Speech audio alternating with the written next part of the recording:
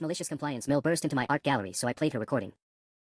The champagne glass slipped from my fingers as I heard that voice cutting through the gentle murmur of my gallery opening. Well, would you look at this nonsense? I suppose anyone can call themselves an artist these days. My stomach dropped. Linda. My mother-in-law had somehow found out about tonight and decided to grace my first solo exhibition with her presence. After 6 years of marriage to her son Marcus, I knew that tone, the one she used when she wanted to publicly humiliate me while maintaining plausible deniability. I watched in horror as she positioned herself directly in front of my centerpiece painting, a large abstract piece I'd spent 8 months perfecting. She was speaking loudly enough that the small crowd of potential buyers, local art critics, and gallery patrons couldn't help but overhear. Marcus, honey, explain to me how splashing paint on a canvas is supposed to be worth $1,500. She gestured dramatically at my work, her voice dripping with false concern. I mean, my grandson could do this with finger paints. Marcus looked mortified, tugging at her elbow. Mom, please. This isn't the time. Oh, but it is the time, she continued, warming up to her audience. Everyone here deserves to know what they're really looking at. 3 years of my daughter-in-law playing pretend while my son works double shifts to support this hobby. The gallery fell silent except for the soft jazz playing overhead. I felt every eye in the room shift between Linda and me, watching this domestic drama unfold among my life's work. The art critic from the Tribune raised an eyebrow and pulled out her phone. Whether to take notes or leave, I couldn't tell. My hand started shaking. This was it, my one shot. After years of working retail jobs while painting in our cramped apartment's converted closet, I'd finally scraped together enough pieces for a solo show. The gallery owner, Sarah, had taken a chance on an unknown artist, and I'd spent our entire savings on framing and marketing. If this flopped because of Linda's performance, I might never get another opportunity. And don't get me started on the delusions, Linda continued, moving to my next piece, a portrait series I'd worked on for 2 years. She actually thinks she's going to make a living at this. At 28. Most people have real careers by now, but not our little dreamer here. That's when I remembered. The phone recordings. For months, Linda had been leaving voicemails on our home phone when Marcus and I were at work. Long, rambling messages about my pathetic art phase and how I was dragging down the family. But the real goldmine was last Tuesday, when she pocket-dialed me during what sounded like coffee with her friends. 23 minutes of her describing my paintings as the kind of garbage you see at gas station art sales and wondering aloud if I had some kind of learning disability that prevented me from getting a normal job. I still had all of it saved on my phone. Sarah appeared at my elbow, her expression carefully neutral but her eyes concerned. Everything okay here? Linda whirled around, apparently just noticing me. Oh. There's the artist herself. I was just giving everyone some context about your work. She smiled that saccharine smile I knew so well, the one that said, "What are you going to do about it?" I pulled out my phone and looked at Sarah. Is it possible to connect this to your sound system? Sarah's eyes widened as she caught on to what I was suggesting, but she nodded slowly. The Bluetooth connection is still open from when we set up the playlist earlier. What do you need? Linda was still holding court in front of my paintings, her voice getting louder and more theatrical by the minute. I mean, look at this color choice, she announced to a couple who'd been seriously examining my landscape series just minutes before. It's like a child got into their mother's makeup bag. No sense of restraint or sophistication. The couple exchanged uncomfortable glances and started moving toward the exit. My heart sank. They'd been asking Sarah about pricing right before Linda arrived. I just need a minute to find the right file, I whispered to Sarah, my fingers trembling as I scrolled through my phone. The pocket dial recording was easy to spot, it was the longest voicemail in my saved messages. But as I selected it, I realized there was a problem. The recording started with 15 minutes of muffled sounds and distant conversation before Linda really got going. If I played it from the beginning, people would lose interest and probably assume it was a technical malfunction. I needed the good parts, the really damning quotes, but I'd never edited audio before. Marcus, sweetie, come look at this one, Linda's voice rang out again. She'd moved to my self-portrait now, the piece that had taken me 6 months to complete. Your wife painted herself looking all serious and contemplative. Isn't that precious? Like she's some kind of tortured genius instead of a grown woman playing dress-up. I watched Marcus's face turn red. He'd always defended me privately when Linda went on her rants, but he'd never had the spine to confront her publicly. Tonight was no different, he just stood there, looking miserable. The good parts start around the 14-minute mark, I told Sarah quickly, fast-forwarding through the recording. I could hear Linda's voice faintly through my phone speaker, warming up to her favorite topic, my failures. But as I tried to find the perfect starting point, disaster struck. My phone slipped from my sweaty hands and clattered to the floor.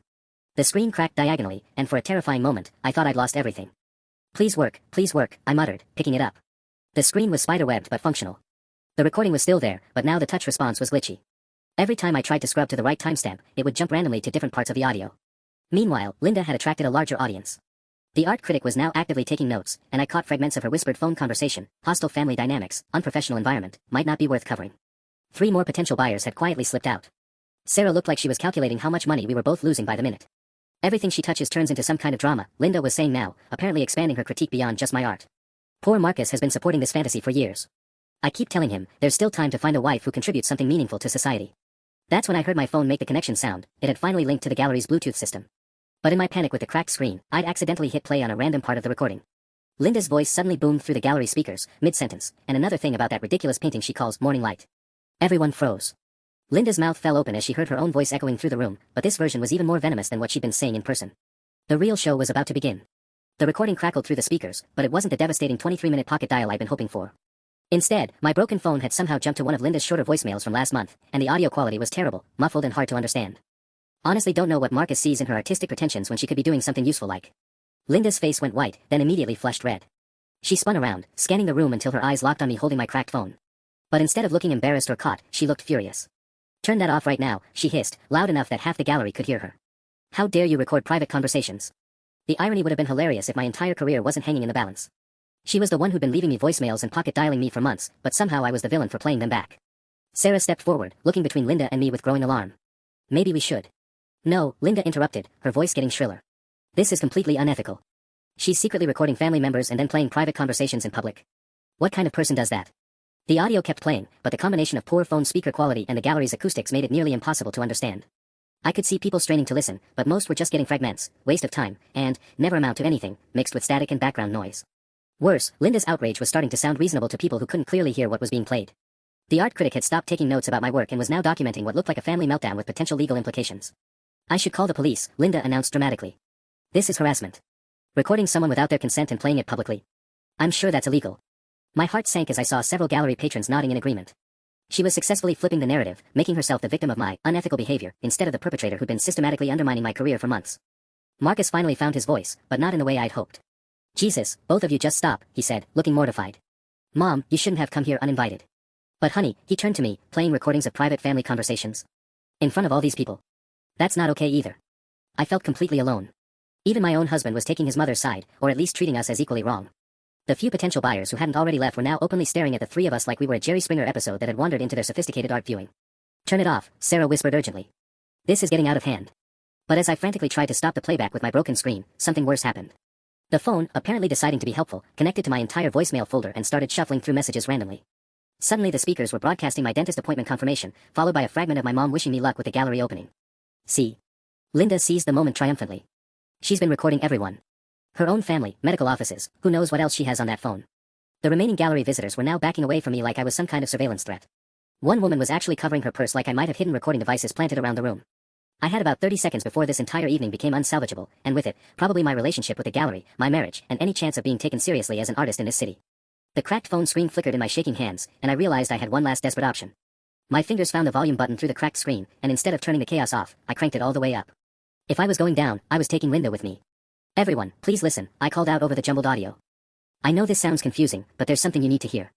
I managed to navigate back to the pocket dial recording, the long one, and this time I found the sweet spot around minute 16 where Linda really let loose. The audio quality was still poor, but when amplified through the gallery speakers, her words became devastatingly clear. "I mean, who does she think she's kidding with these finger paintings?" I told Marcus, "Honey, your wife is delusional if she thinks anyone with actual taste would pay money for this garbage.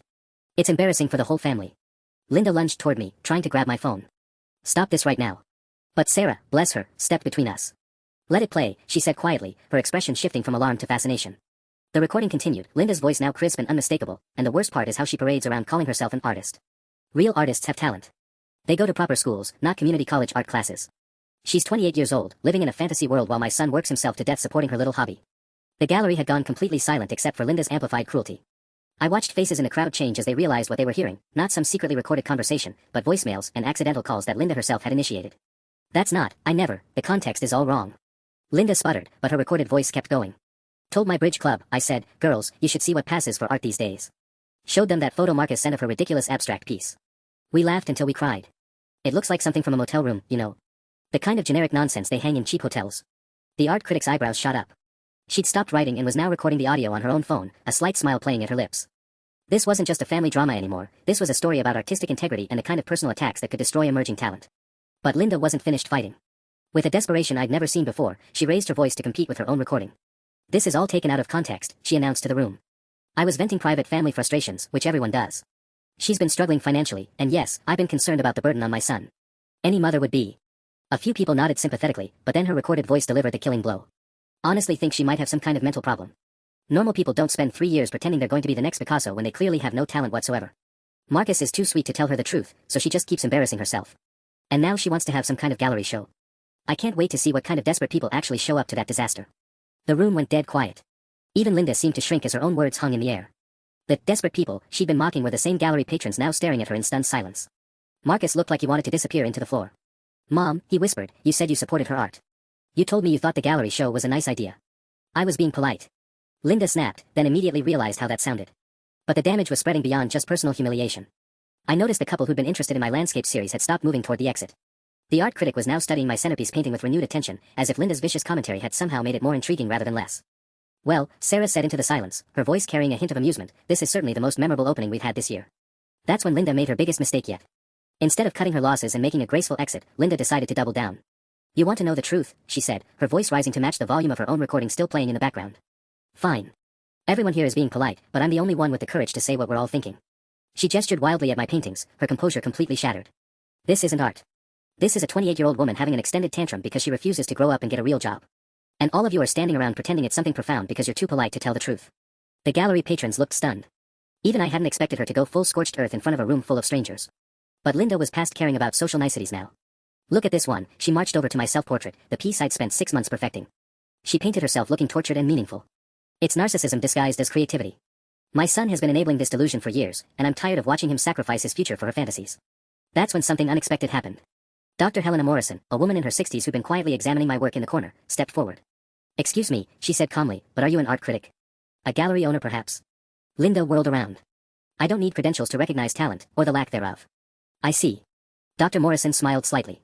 Because I've been the curator at the Metropolitan Museum's contemporary wing for 15 years, and I came here tonight specifically because I heard promising things about this young artist's work. The room went electric. The Metropolitan Museum. I felt my knees go weak. Linda's face cycled through confusion, panic, and then desperate defiance. Well, that's... I mean, everyone's entitled to their opinion, but... Indeed we are, Dr. Morrison continued pleasantly. And my opinion is that these pieces show remarkable emotional depth and technical skill. The color work in particular demonstrates a sophisticated understanding of light theory that takes most artists decades to develop. She moved to my abstract centerpiece, the one Linda had been mocking when she first arrived. This piece, for instance, uses a modified impasto technique that creates genuine texture variation. It's not splashing paint on canvas as you described, it's a deliberate layering method that requires considerable expertise.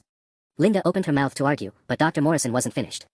I'm particularly intrigued by the artist's emotional honesty in the self-portrait series. It takes courage to examine oneself so unflinchingly, especially when facing the kind of systematic undermining I've just witnessed. The art critic from the Tribune was now writing furiously. This wasn't just a story about a family drama anymore, this was a story about artistic merit being recognized despite personal attacks. But Linda, apparently unable to read the room, decided to challenge a woman who'd spent her entire career evaluating art at the highest levels. With all due respect, Linda said, her voice dripping with fake courtesy, I think you're being overly generous. Maybe because you feel sorry for her after this awkward situation.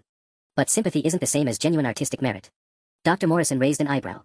Are you suggesting I don't know how to separate personal feelings from professional assessment? I'm suggesting that sometimes people in positions of authority make charitable judgments when they feel pressured by circumstances. The silence that followed was deafening. Linda had just implied that one of the most respected curators in the country was either incompetent or lying out of pity. Marcus grabbed his mother's arm. Mom, stop.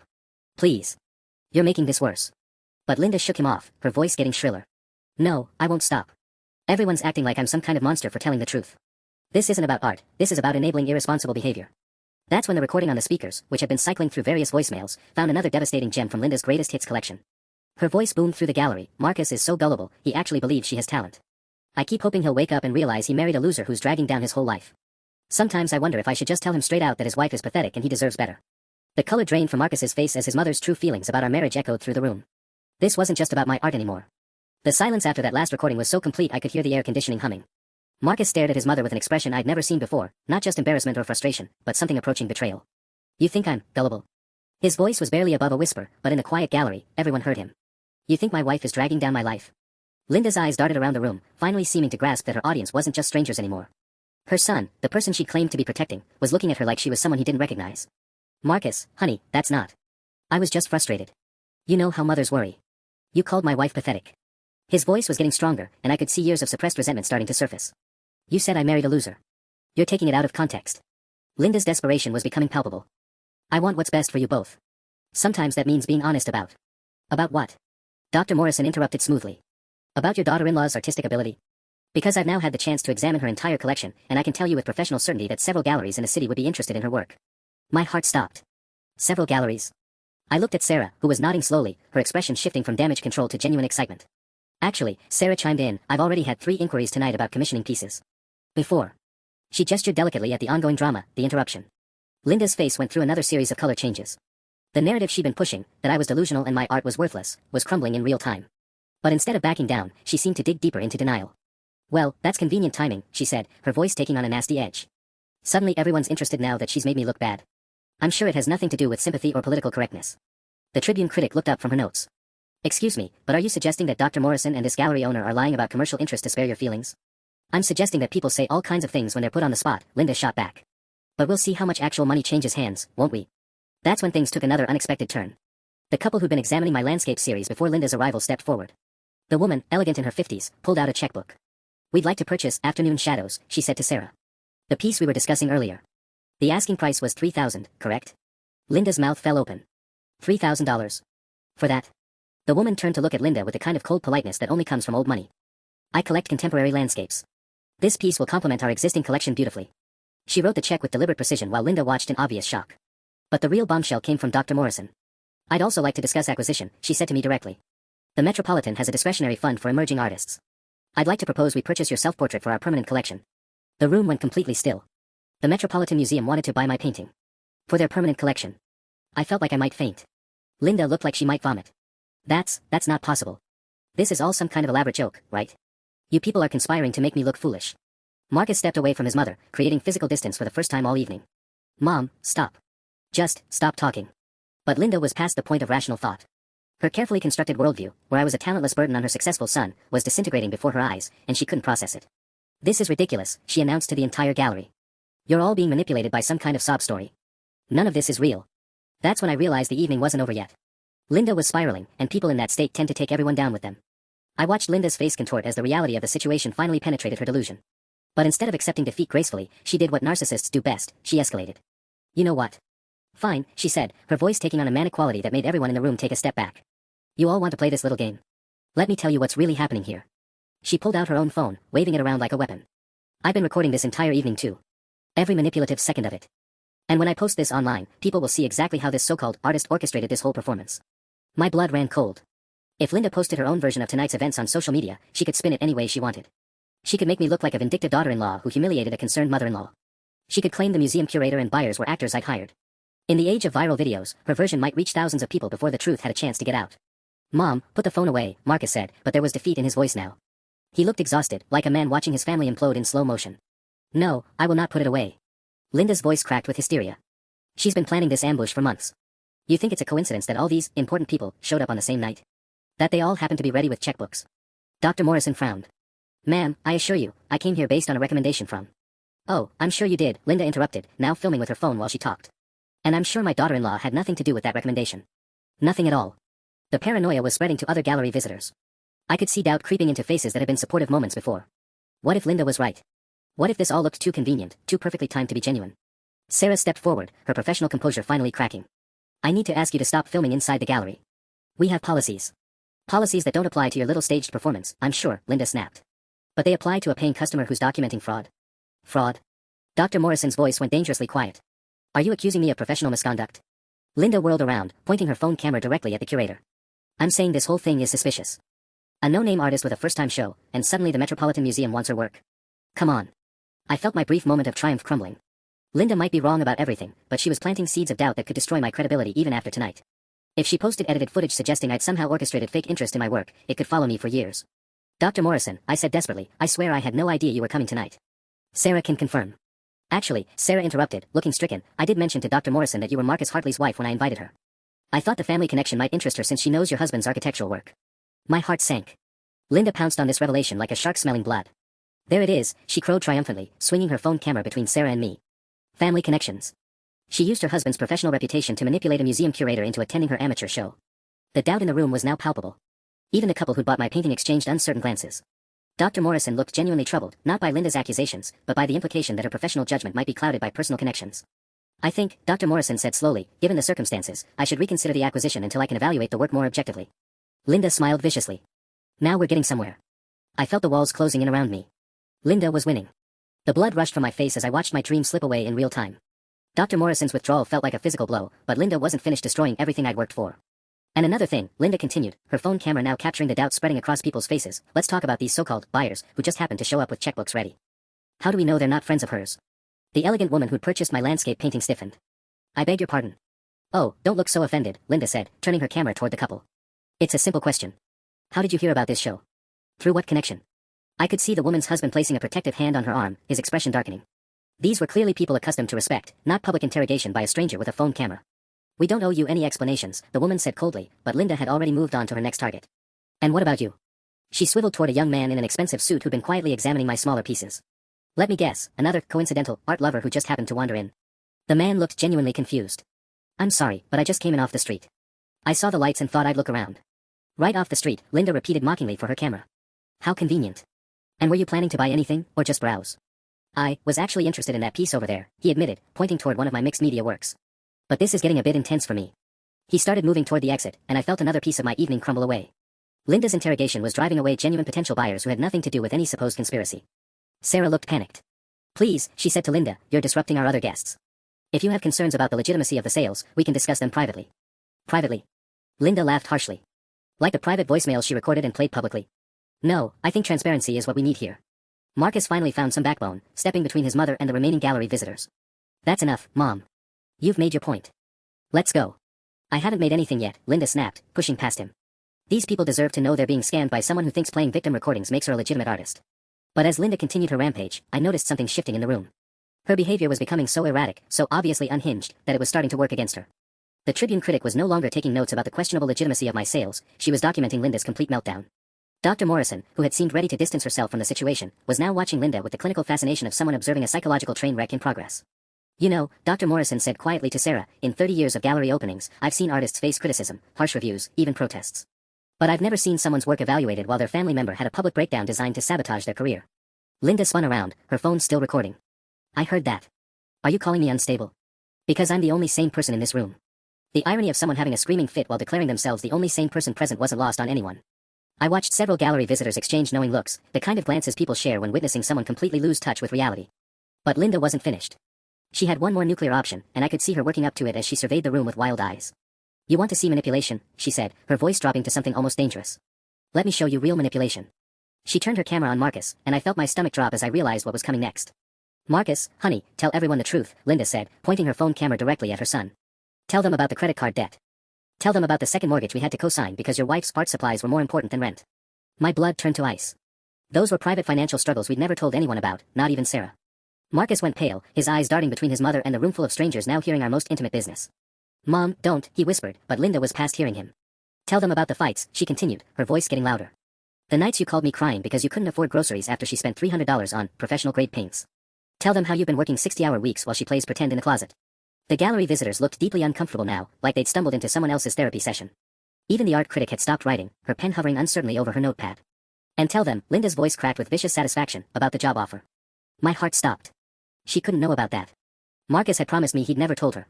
What job offer? Sarah asked quietly, but I could already see the interest draining from her expression. Linda smiled triumphantly. The one from Davidson Architecture. Department head position. $140,000 a year, plus benefits. In Portland. The numbers hit the room like physical objects. Gallery visitors who'd been sympathizing with my plight suddenly looked at me differently. A six-figure job offer that we turned down so I could pursue art. The math was brutal and obvious. We discussed it as a family, I said desperately, but my voice sounded weak even to my own ears. We decided. We decided. Linda laughed harshly. Or you decided that your husband should sacrifice a life-changing opportunity so you could keep finger painting. Marcus looked like he wanted to disappear through the floor. It wasn't like that, he mumbled, but he wouldn't meet anyone's eyes. Dr. Morrison was now studying me with a completely different expression. Before, she'd been evaluating my art, now she was calculating the human cost of my artistic ambitions. $140,000 was more than most working artists made in 5 years. Tell them the rest, Linda pressed, sensing victory.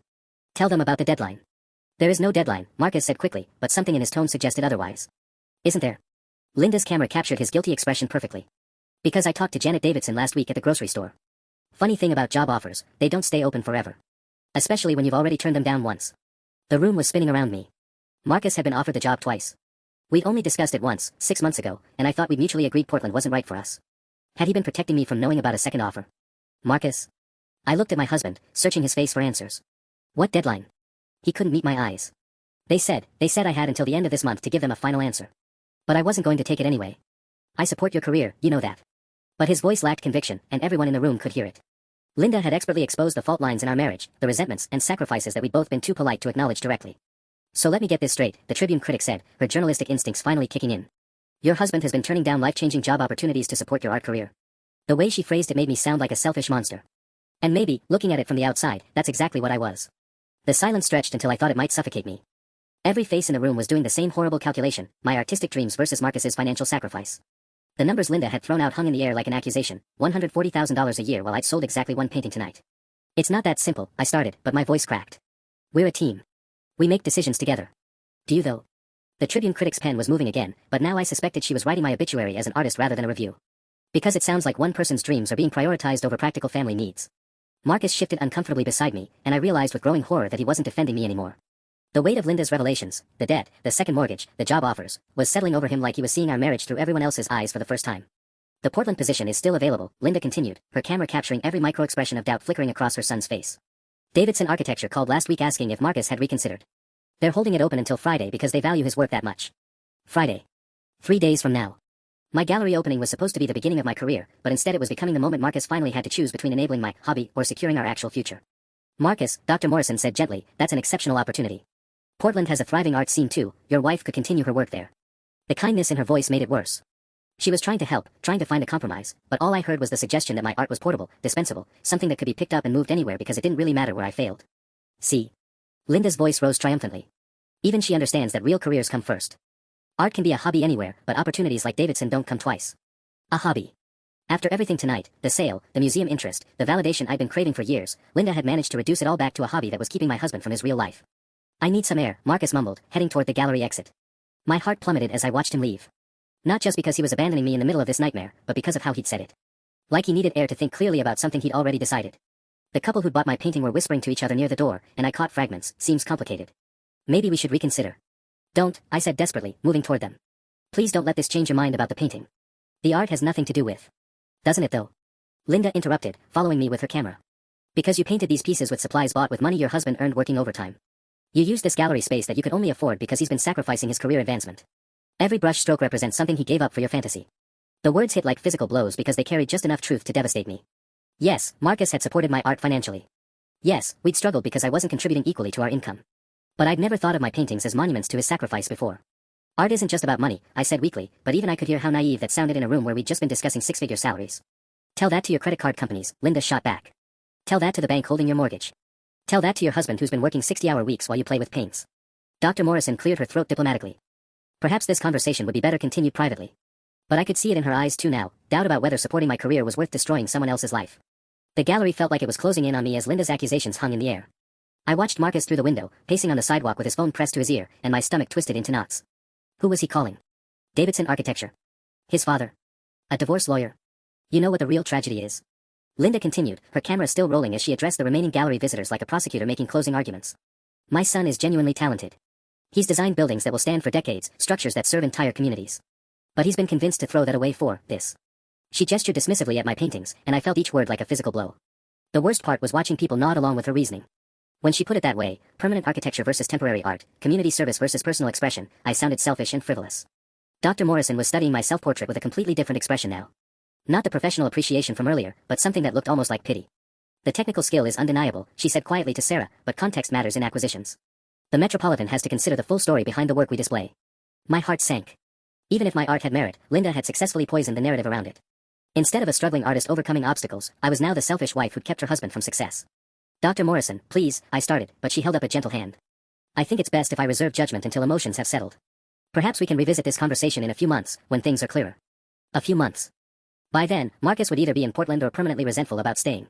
Either way, this moment, my one real shot, would be gone forever. Linda sensed the kill and moved in for it. Sarah, as a business owner, surely you can see the ethical issues here. Showcasing art created at someone else's expense. What kind of message does that send about personal responsibility? Sarah looked genuinely torn. I could see her calculating not just the immediate drama, but the long-term reputation of her gallery. If Linda posted her footage online with the right spin, it could make Sarah look like someone who exploited family dysfunction for profit. Perhaps, Sarah said carefully, we should postpone the remainder of the evening. Give everyone time to process. Postpone. The word was a diplomatic way of saying, shut down, and we all knew it. The few remaining visitors were already edging toward the exit, uncomfortable with being caught in what had become a very public dissection of my marriage. But as I watched my dream dissolve in real time, something unexpected happened. The young man in the expensive suit, the one Linda had interrogated earlier, stepped forward. Excuse me, he said, his voice cutting through Linda's continued commentary. I'm sorry to interrupt, but I couldn't help overhearing the financial discussion. Linda turned her camera toward him triumphantly. Finally, someone else with common sense. Actually, he interrupted, I was going to say that sacrifice for art isn't uncommon among successful artists. My wife spent 3 years supporting me while I built my software company. We lived on ramen and hope, turned down stable opportunities, went into debt for equipment. She believed in my vision when no one else did. Linda's smile faltered. That's completely different. Technology is practical, it serves a purpose. My company creates mobile games, he said with a slight smile. Hardly essential to human survival. But it's worth 40 million now, and my wife's belief in something others called frivolous made that possible. The room went quiet. Linda's camera wavered as she tried to process this information. I'd like to purchase 3 pieces, he continued, pulling out his phone. I'll transfer the full amount tonight. Sometimes the best investments are the ones that look foolish to conventional wisdom. Linda's face went ashen as her entire narrative crumbled once again. The tech entrepreneur's offer should have felt like salvation, but Linda wasn't finished yet. She lowered her phone camera and stared at him with naked suspicion. 40 million, she repeated flatly. From mobile games. And you just happened to wander into this gallery tonight. That's right, he said, but I could see uncertainty flickering in his eyes as Linda's paranoia started infecting the room again. What's your company called? Linda pressed. Because $40 million is pretty specific. Easy to verify. The man hesitated just long enough for doubt to creep back in. Look, I don't really want to get into my personal business. Because it's not true, Linda pounced. Another convenient story from another convenient stranger. How gullible do you think we are? Sarah stepped forward nervously. Sir, if you're serious about purchasing pieces, we can handle that transaction privately. No, Linda interrupted, raising her camera again. Let's handle it right here, transparently. If he's really worth 40 million, he won't mind proving it. Show us a bank statement. Show us your company website. The room held its breath as the man pulled out his phone, but his fingers hesitated over the screen. Whether he was protecting his privacy or scrambling for proof of a lie, the hesitation was damning. I knew it, Linda said triumphantly. Another plant. Another fake buyer to make this look legitimate. Mom, stop, Marcus's voice came from behind us. He'd come back inside, his face pale and drawn. Just, please stop. But Linda was riding high on what she saw as vindication. No, Marcus. Everyone needs to see how far she'll go to validate her delusions. Fake buyers, fake interest, probably a fake museum curator too. I am not fake, Dr. Morrison said sharply, her professional composure finally cracking. And I resent the implication. Then prove it, Linda shot back. Call the Metropolitan right now. Have them confirm you're authorized to make acquisitions. Dr. Morrison's face flushed with indignation, but she pulled out her phone. Fine. Though I shouldn't have to validate my credentials to someone having a public breakdown. As she dialed, Linda turned her camera back to me with vicious satisfaction. See how easy it is to expose lies when you ask the right questions. Your husband deserves better than someone who stages elaborate cons to avoid facing reality. I felt the walls closing in again. Even if Dr. Morrison was legitimate, Linda had successfully planted enough doubt that every positive thing about tonight felt suspicious. The one painting sale looked orchestrated. The museum interest seemed too convenient. Even my own husband was looking at me like he wasn't sure what was real anymore. Hello, this is Dr. Morrison from Contemporary Acquisitions, she said into her phone, walking a few steps away. But in the tense silence of the gallery, we could all hear fragments of the conversation, verify my position, unusual circumstances. Linda smiled as she filmed Dr. Morrison making the call. Funny how she needs to verify her position, isn't it? Almost like someone might have been impersonating her credentials. My stomach dropped as I realized Linda had found the perfect trap. If Dr. Morrison was real, the call would confirm it, but Linda could claim the whole thing had been set up in advance. If there was any confusion or delay, Linda could claim vindication. Either way, she created a narrative where I was the villain orchestrating an elaborate deception. Marcus, I whispered desperately, you know I wouldn't fake something like this. You know me. But he wouldn't meet my eyes, and that silence felt like the end of everything. Dr. Morrison finished her call and turned back to us, her expression grim. My credentials have been confirmed, though I'm appalled that such verification was necessary. But Linda wasn't backing down. Convenient that you have colleagues willing to vouch for you on a Tuesday night. Must be nice having friends in high places. I watched Marcus flinch at his mother's words. Even he could see she was spiraling beyond reason, but the damage was already done. The seed of doubt about everything, my art, my integrity, our marriage, had taken root. That's enough, Marcus said quietly, but there was something different in his voice now. Not anger, but a kind of exhausted finality that scared me more than Linda's accusations. No, it's not enough, Linda pressed, sensing weakness. Tell them about the letter, Marcus. The one from Davidson Architecture that came yesterday.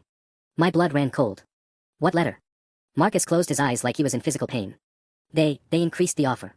The Portland position. It's now 160,000, plus a signing bonus. The numbers hit the room like a physical force. Even Dr. Morrison looked stunned. A signing bonus meant Davidson Architecture wasn't just offering Marcus a job, they were actively trying to lure him away from whatever was keeping him here. From me. When were you going to tell me? My voice came out smaller than I intended. I wasn't, he admitted, and the honesty was worse than any lie could have been. Because I knew what would happen.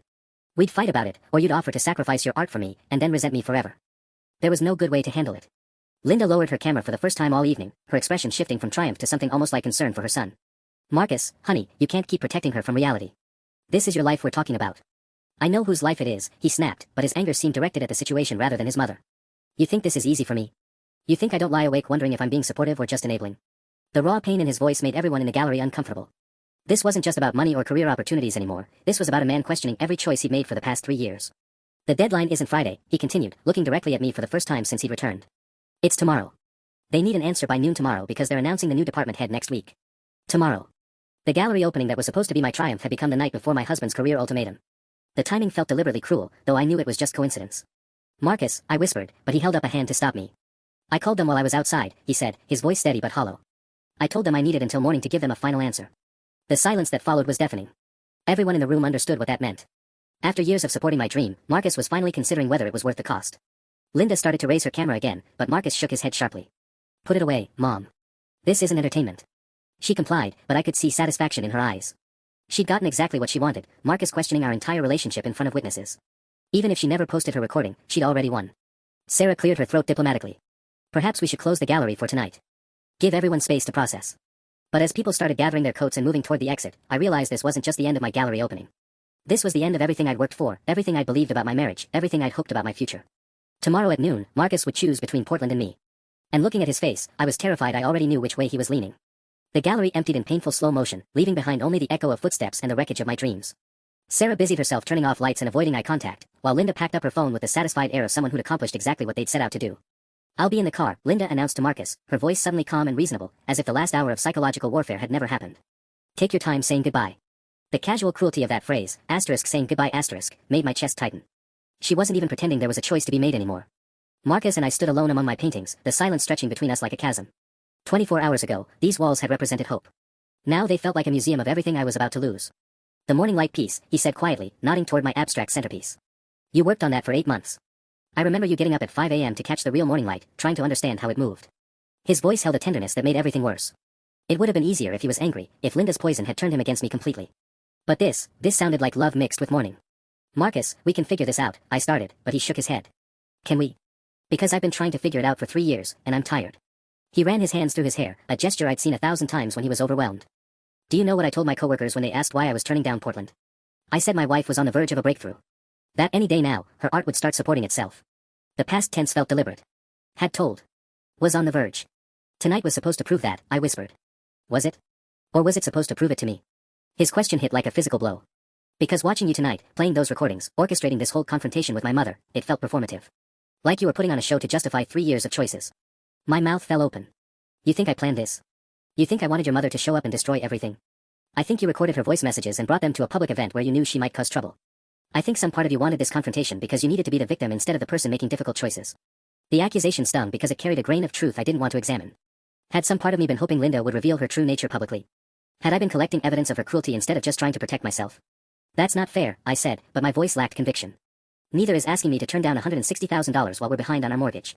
His words were quiet but final. Neither is watching you spend $300 on art supplies while I eat lunch at my desk to save money. Neither is pretending that love should be enough when the credit cards are maxed out. Each sentence landed like a hammer blow. These weren't new resentments, they were truths we'd both been dancing around for months, maybe years. So that's it. My voice cracked. You're choosing Portland. Marcus looked at me with eyes full of exhaustion and something that might have been relief. I'm choosing reality. For both of us. He headed toward the door, then paused. The gallery closes at midnight. Sarah said you could leave your paintings here overnight, but you'll need to pick them up tomorrow by 5. The practical details felt surreal. 24 hours to collect 3 years of work. A lifetime of marriage dissolving into logistics and deadlines. As the door closed behind him, I sank onto the gallery's bench, surrounded by my art and the deafening silence of dreams coming undone. I sat alone in the darkened gallery until nearly midnight, staring at my paintings and trying to figure out where everything had gone wrong. The silence felt heavy, broken only by the hum of the air conditioning and the distant sound of traffic outside. That's when I heard a soft knock on the glass door. Dr. Morrison stood outside, her elegant silhouette backlit by the streetlights. I hesitated, then walked over to unlock the door. I'm sorry to bother you so late, she said gently. But I wanted to return something. She held up her phone, and I heard my own voice, not Linda's recordings, but something else entirely. A recording of me from earlier in the evening, before the chaos started. I recorded this when you were talking to that young couple about your landscape series, she explained. You were describing how you captured the way afternoon light changes the perception of distance, how colors shift when viewed through emotional rather than just physical space. Do you remember what you said? I shook my head, too emotionally drained to recall anything from before Linda's arrival. Dr. Morrison played the recording. Art isn't about proving you're worthy of love or success. It's about translating something true from inside you into something someone else can recognize. Even if that recognition takes years to find. My own words hit me like revelation. In all of tonight's chaos, I'd forgotten the fundamental truth about why I made art in the first place. Your mother-in-law was wrong about many things, Dr. Morrison continued, but she was accidentally right about one. Art shouldn't be about proving your worth to other people. Not to family, not to critics, not even to museums. She paused, studying my centerpiece painting in the dim light. I've decided the Metropolitan does want to acquire your self-portrait. Not because of family connections or dramatic circumstances, but because it's a powerful piece that deserves to be seen. The acquisition committee reviewed the photos I sent, and they agreed unanimously. I felt tears starting, but Dr. Morrison wasn't finished. However, I have one condition. I want you to think carefully about why you want to sell it. If it's to prove something to your husband or your mother-in-law, then you're selling for the wrong reasons, and the work will suffer for it. I looked around at my paintings, really looked at them, and for the first time all evening, I saw them clearly. Not as evidence in some argument about my worth, but as honest expressions of how I experienced the world. They were good. Maybe even important. And they existed regardless of whether Marcus chose Portland or whether Linda approved. I want to sell it because it deserves to be in a museum, I said quietly. Because maybe someone else will see it and recognize something true about their own experience. Dr. Morrison smiled. That's the right answer. As she prepared to leave, she turned back one more time. For what it's worth, I've seen many artists sacrifice relationships for their work, and many people sacrifice art for relationships. But I've rarely seen anyone find happiness by trying to prove their choices were right through external validation. The work has to be enough on its own. After she left, I called Marcus. He answered on the first ring, as if he'd been waiting. I hope you'll be happy in Portland, I said. I really do. There was a long pause. I was hoping you'd fight harder for us. I was hoping you'd fight harder for you, I replied. Take the job, Marcus. Build amazing buildings. You deserve that opportunity. And what will you do? I looked around at my paintings, finally understanding what Dr. Morrison had been trying to tell me. I'm going to make art. With or without gallery sales, with or without external validation. Because that's who I am. 6 months later, I was living in a tiny studio apartment, working part-time at an art supply store, and painting every evening. The Metropolitan had purchased not just one piece, but 3. Marcus was designing sustainable housing in Portland and, according to mutual friends, seemed genuinely happy. Linda never did post her recordings. Turns out, watching them back in the cold light of day, even she could see how unhinged she'd looked. My art didn't make me rich or famous. But it made me whole. And sometimes, that's revolution enough.